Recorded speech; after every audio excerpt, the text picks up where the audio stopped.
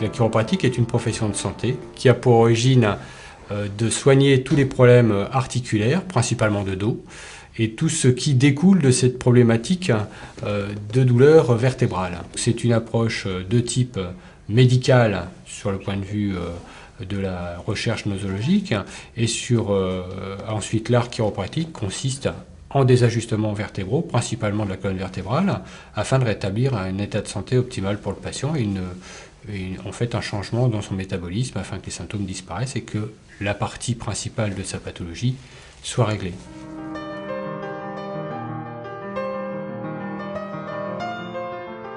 La chiropratique reste une profession actuellement légalisée en France, mais non réglementée. L'Association française de chiropratique tient à jour une liste de gens dûment diplômés, donc des gens qui ont reçu une formation adéquate qui leur permettent d'avoir une approche tout à fait sécuritaire du patient.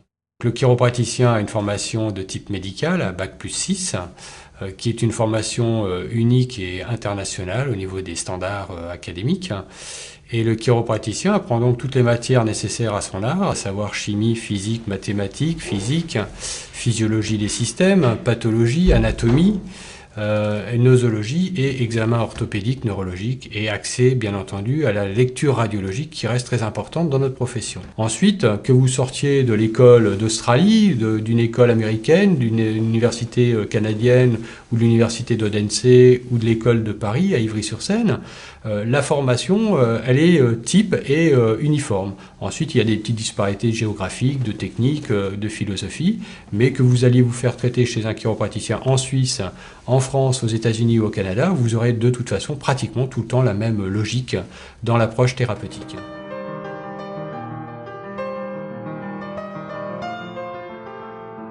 La consultation se fait généralement le plus simplement du monde comme en cabinet médical, interrogatoire du patient, examen du patient et traitement, s'il est indiqué bien entendu. Donc une fois qu'on a traité l'urgence, c'est-à-dire le syndrome douloureux, il faut stabiliser le dos. Donc c'est la deuxième phase du traitement chiropratique. Ça peut prendre quelques séances et ensuite vous avez la plus belle partie du traitement chiro qui est celle de la prévention, c'est-à-dire prévenir les désordres mécaniques et éviter aux gens de retomber dans un système de symptomatologie douloureuse ou pathologique. Les gens viennent nous consulter essentiellement pour des problèmes articulaires au démarrage, des douleurs diverses et variées, telles que maux de tête, vertige, douleurs vertébrales, épicondylite, douleurs de genoux, le lumbago, la sciatique, une entorse de cheville, quelques problèmes d'hernie discale.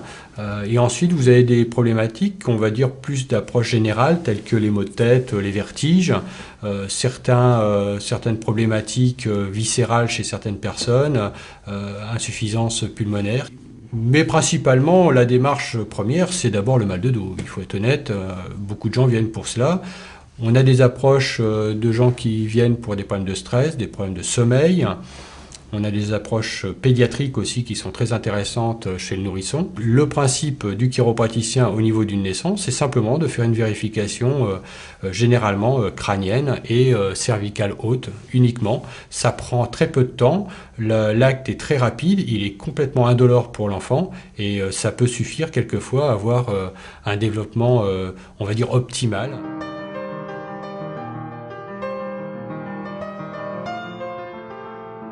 Eh bien, le chiropraticien, c'est avant tout un thérapeute de prévention qui est capable de vous dire si vous êtes en état de santé optimal, moyen ou défaillant. À partir de là, vous pouvez tout à fait venir consulter à titre préventif pour vous faire une idée un petit peu de l'état général de votre dos et de vos articulations.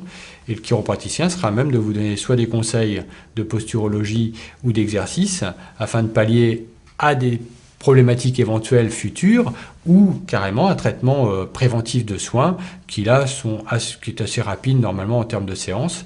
Et si vous avez un grand trekking à faire au Népal, un grand conseil, c'est visiter un chiropraticien pour être certain de ne pas avoir de problème lors de votre séjour.